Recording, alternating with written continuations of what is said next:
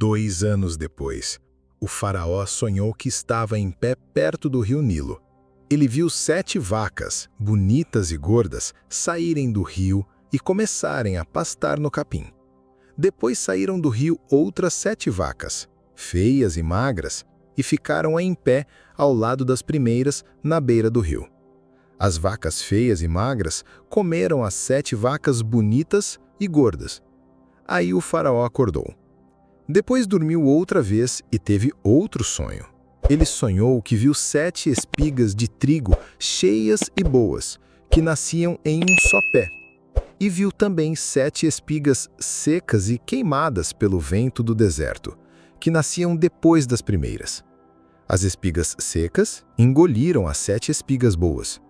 O faraó acordou e viu que era sonho. No dia seguinte, de manhã, ele estava preocupado e mandou chamar todos os adivinhadores e sábios do Egito, e lhes contou os sonhos, mas ninguém conseguiu explicá-los. Então o chefe dos copeiros disse ao rei: "Hoje me lembro do meu erro, quando o Senhor ficou irado com os seus empregados e me pôs na prisão junto com o chefe dos padeiros. Numa noite nós 2 sonhamos, e cada sonho tinha o seu próprio significado. Estava lá conosco um moço hebreu, escravo do capitão da guarda. Contamos a ele os nossos sonhos e ele os explicou. E as coisas aconteceram exatamente como ele tinha explicado. Eu fui posto de volta no meu cargo e o outro foi enforcado." Então o rei mandou chamar José, e ele foi depressa tirado da prisão. Depois de se barbear e trocar de roupa, apresentou-se ao faraó. O rei disse: "Tive um sonho e ninguém conseguiu explicá-lo. Ouvi dizer que você pode explicar sonhos." José respondeu: "Não sou eu quem pode fazer isso. É Deus quem vai dar uma resposta que agrada ao Senhor." Então o faraó contou o seu sonho. "Eu estava em pé na beira do rio Nilo. De repente saíram do rio 7 vacas gordas e bonitas e começaram a pastar no capim. Depois saíram outras 7 vacas, feias e magras e doentes. Nunca vi vacas tão feias como aquelas em toda a terra do Egito. As vacas magras e feias comeram as 7 vacas gordas e bonitas." Aí o faraó acordou. Depois dormiu outra vez e teve outro sonho. Ele sonhou que viu 7 espigas de trigo cheias e boas que nasciam em um só pé. E viu também 7 espigas secas e queimadas pelo vento do deserto, que nasciam depois das primeiras. As espigas secas engoliram as 7 espigas boas. O faraó acordou e viu que era sonho. Então José disse: "Os 2 sonhos do Senhor querem dizer a mesma coisa. Deus está mostrando ao Senhor o que vai fazer. As 7 vacas boas são 7 anos, e as 7 espigas boas são 7 anos. É o mesmo sonho. As 7 vacas feias e magras, que saíram depois, são 7 anos de fome, e as 7 espigas secas também são 7 anos. Serão 7 anos de fome. É isso que eu disse. Deus mostrou ao Senhor o que ele vai fazer. Virão 7 anos de muita fartura em toda a terra do Egito. Depois virão 7 anos de fome, e toda aquela fartura será esquecida. A fome acabará com o país. A fome será tão terrível que ninguém se lembrará da fartura que houve na terra." O Senhor sonhou 2 vezes porque isso já foi resolvido por Deus, e ele vai fazer logo. Agora, o Senhor deveria escolher um homem inteligente e sábio e pôr essa pessoa para dirigir o país.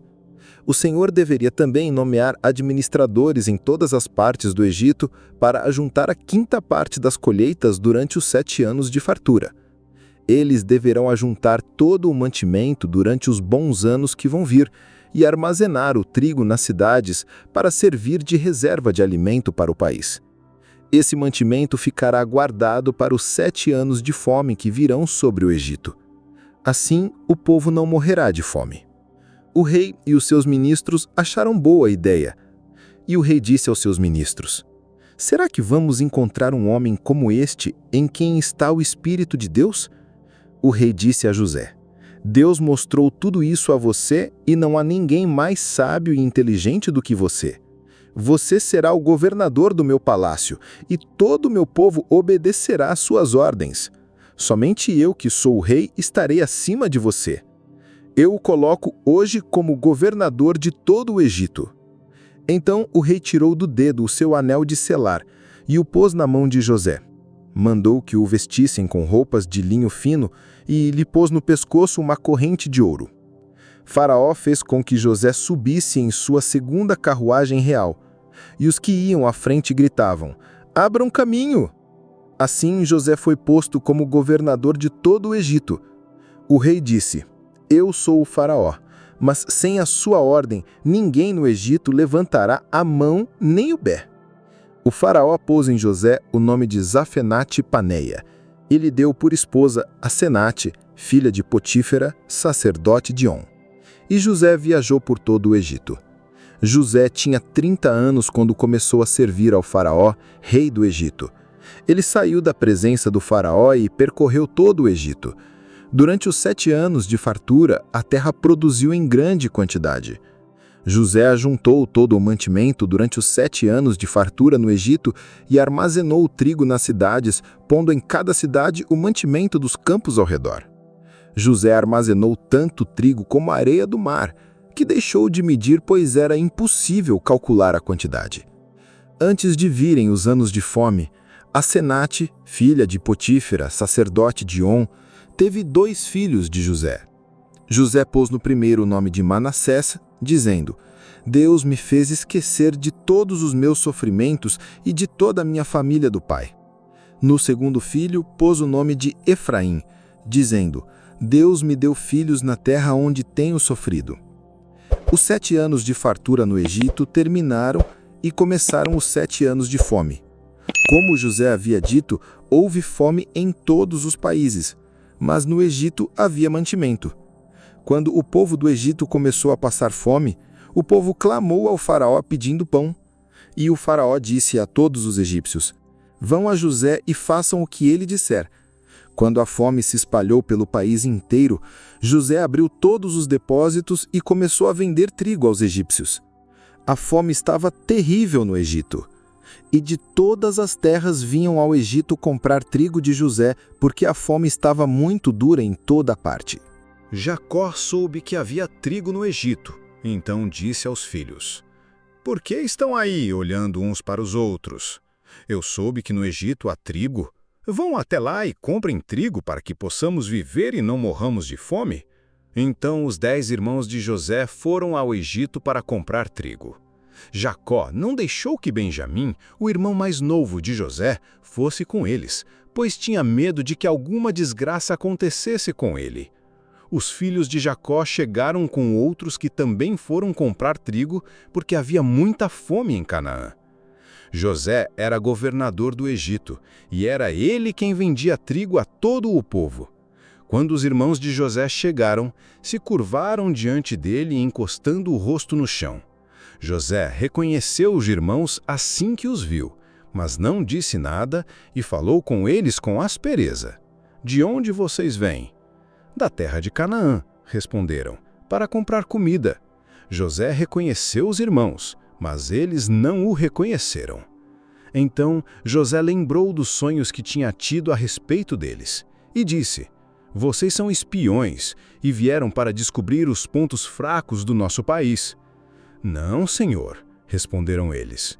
"Os seus empregados vieram somente para comprar comida. Somos todos filhos de um mesmo pai. Somos gente séria e não espiões." Mas José disse: "Não é nada disso. Vieram para ver onde a nossa terra é fraca." Eles insistiram: "Nós, os seus empregados, éramos 12 irmãos, filhos de um mesmo pai na terra de Canaã. O mais novo ficou com o nosso pai e um já não existe mais." José disse: "É como falei, vocês são espiões.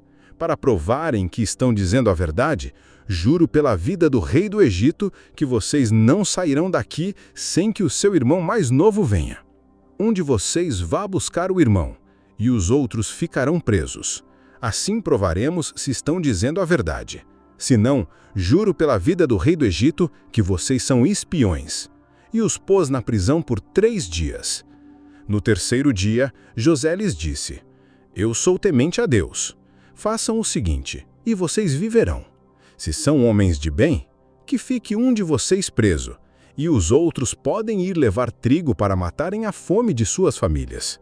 Mas tragam o irmão mais novo para mim, a fim de provarem que estão dizendo a verdade e não morrerão. Eles concordaram.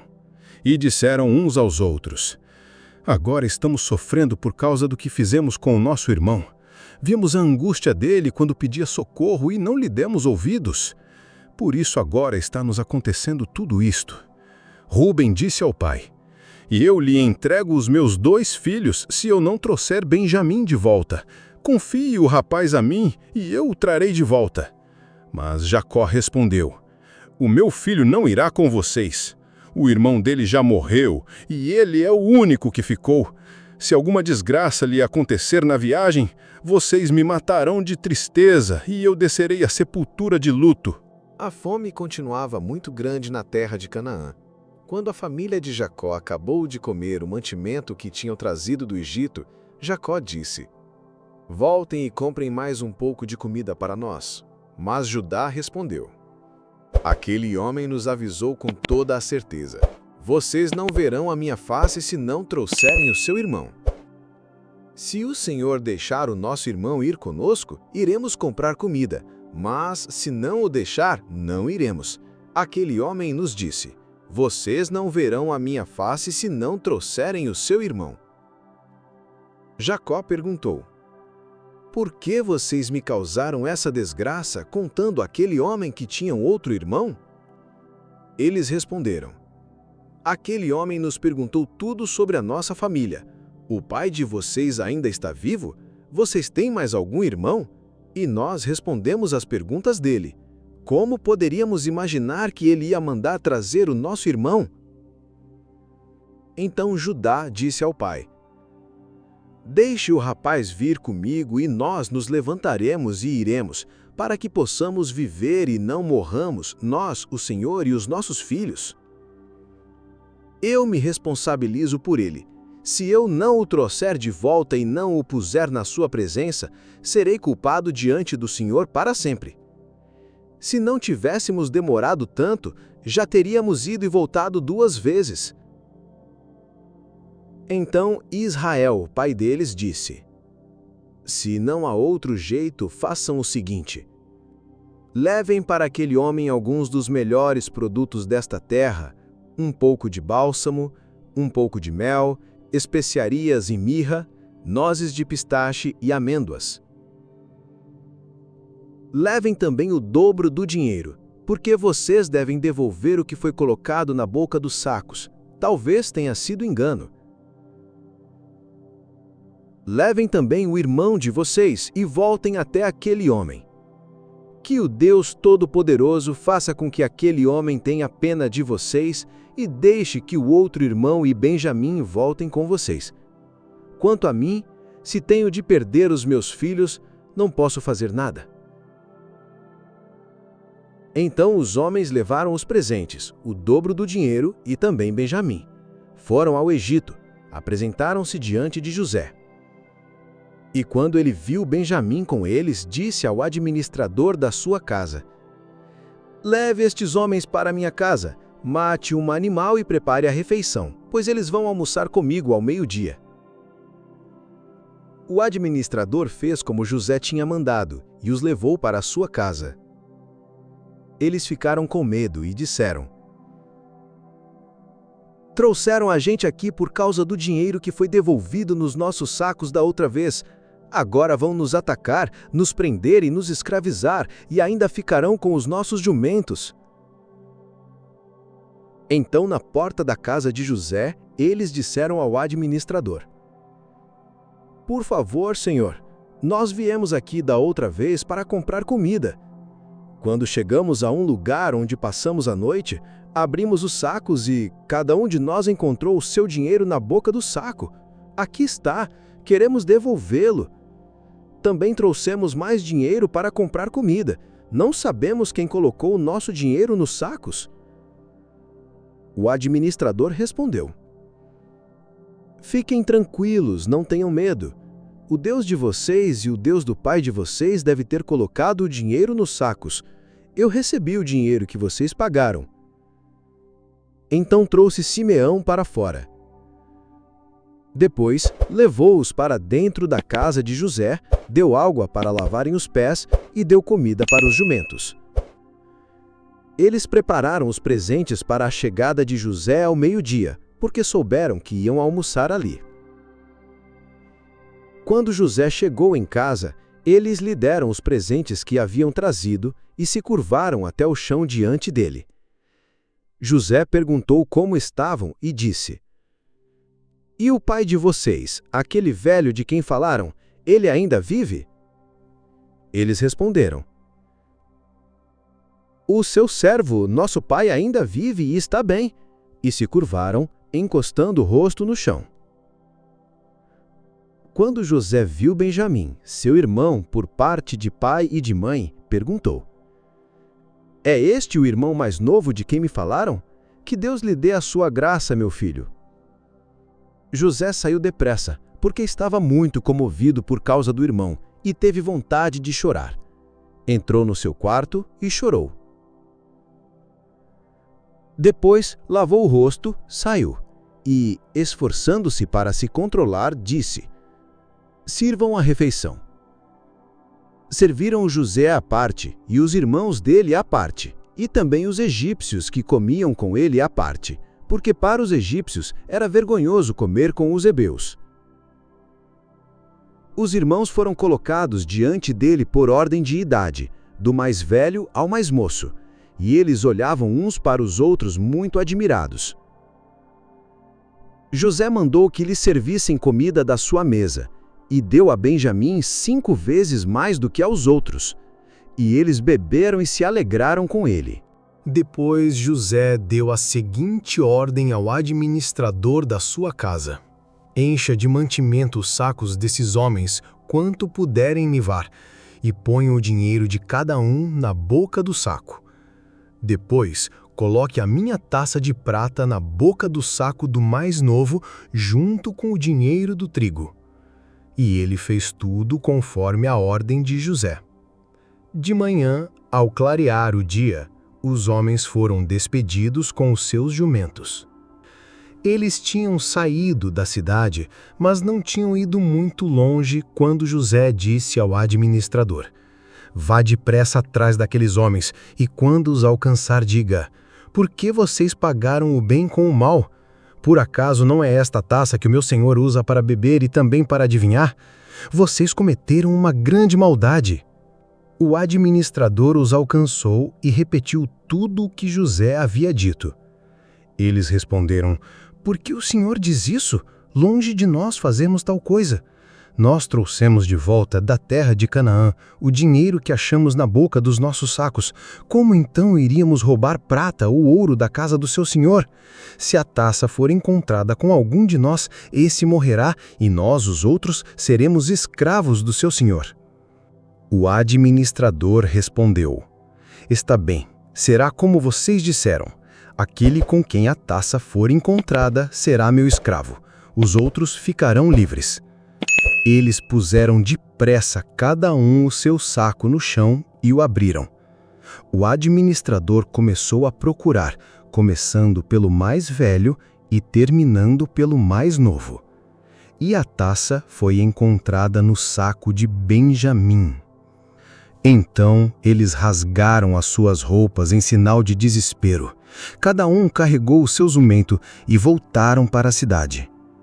Quando Judá e seus irmãos chegaram à casa de José, ele ainda estava lá.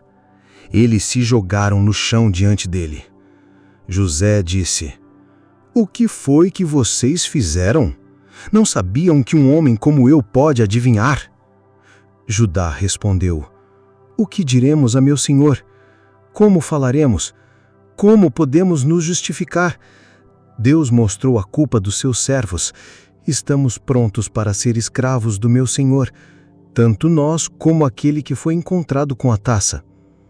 Mas José disse: "Longe de mim fazer tal coisa. Somente aquele que foi encontrado com a taça será meu escravo. Quanto a vocês, podem ir em paz para junto do Pai." Então Judá se aproximou dele e disse: "Por favor, meu senhor, Deixe-me dizer uma palavra, meu senhor.